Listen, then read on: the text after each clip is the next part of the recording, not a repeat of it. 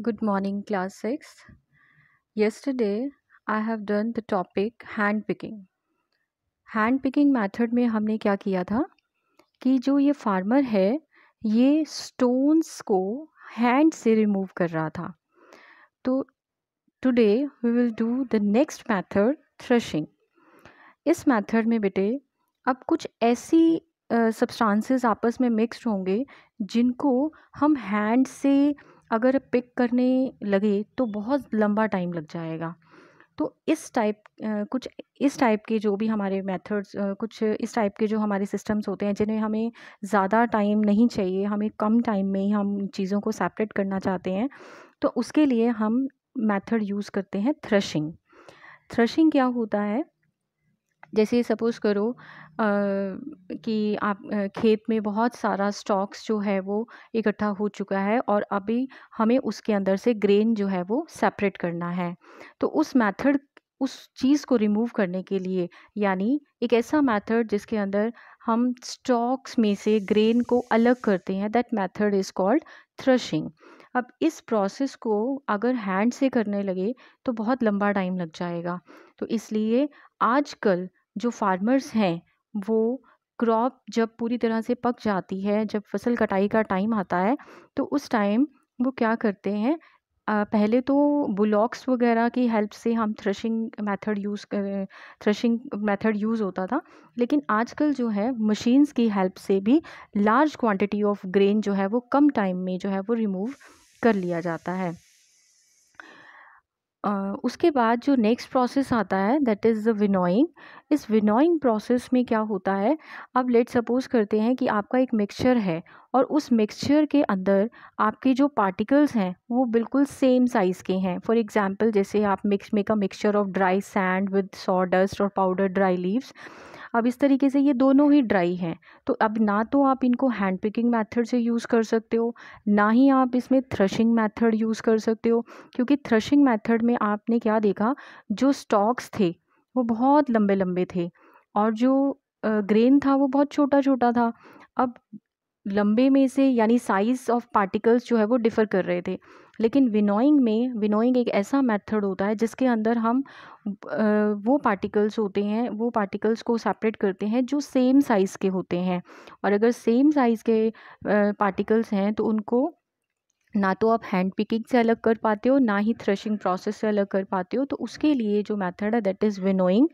उस winnowing method में हम क्या करते हैं, हैवियर कंपोनेंट्स और जो लाइटर कंपोनेंट्स होते हैं उनको किस तरीके से सेपरेट करते हैं। एक लेडी है, जैसे ये पिक्चर में दिखाया हुआ है, एक लेडी है जो कि किसी हाइट पर खड़ी हो गई है, लेट सपोज जैसे ये स्टूल पर खड़ी हो गई है, तो इस तरीके से ये लेडी जो है वो खड़ी हुई है।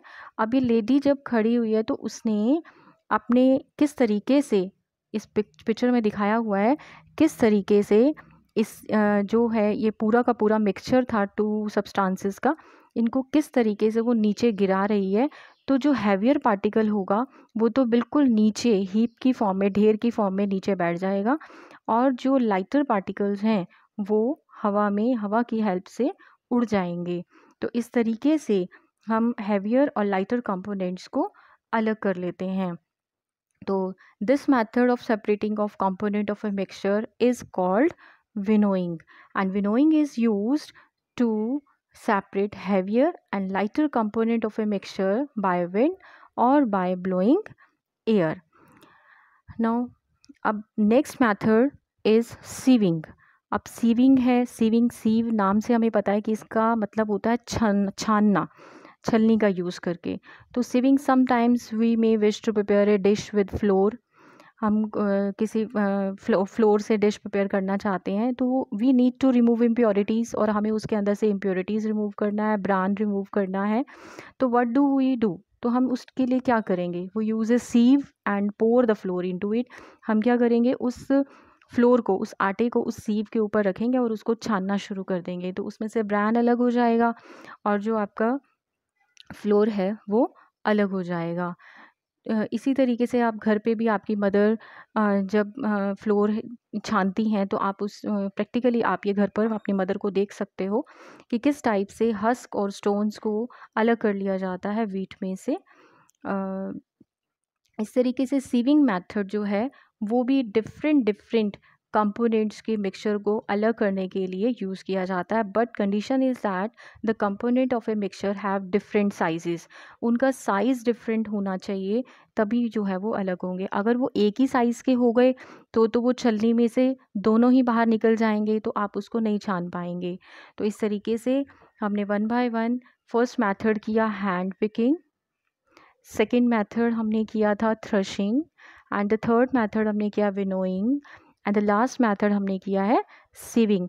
ये जितने भी प्रोसेसेस हमने किए हैं that is use to separate the solid components only, and how to separate the liquid components. Then tomorrow we will do sedimentation, decantation and filtration process for the separation of the liquid components from the different substances. So read these pages today.